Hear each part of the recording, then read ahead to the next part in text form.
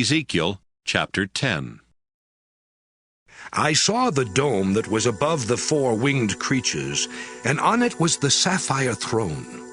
The Lord said to the man in the linen robe, "Walk among the four wheels beside the creatures, and pick up as many hot coals as you can carry. Then scatter them over the city of Jerusalem." I watched him as he followed the Lord's instructions. The winged creatures were standing south of the temple when the man walked among them.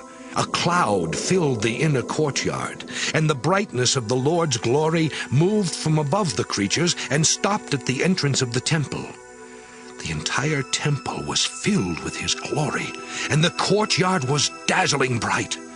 The sound of the creatures' wings was as loud as the voice of God all-powerful, and could even be heard in the outer courtyard. The man in the robe was now standing beside a wheel.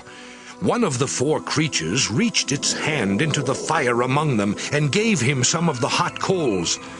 The man took the coals and left. I noticed again that each of the four winged creatures had what looked like human hands under their wings. And I saw the four wheels near the creatures. These wheels were shining like chrysolite. Each wheel was exactly the same and had a second wheel that cut through the middle of it, so that they could move in any direction without turning. The wheels moved together whenever the creatures moved. I also noticed that the wheels and the creatures' bodies, including their backs, their hands, and their wings, were covered with eyes.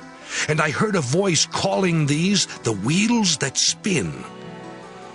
Each of the winged creatures had four faces: the face of a bull, the face of a human, the face of a lion, and the face of an eagle.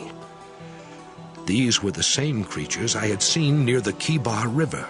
They controlled when and where the wheels moved. The wheels went wherever the creatures went and stopped whenever they stopped.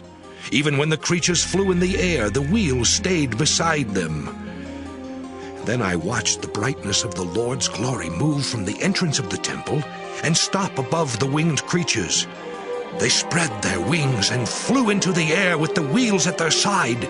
They stopped at the east gate of the temple, and the Lord's glory was above them. I knew for sure that these were the same creatures I had seen beneath the Lord's glory near the Kibar River. They had four wings with hands beneath them, and they had the same four faces as those near the river. Each creature moved straight ahead without turning.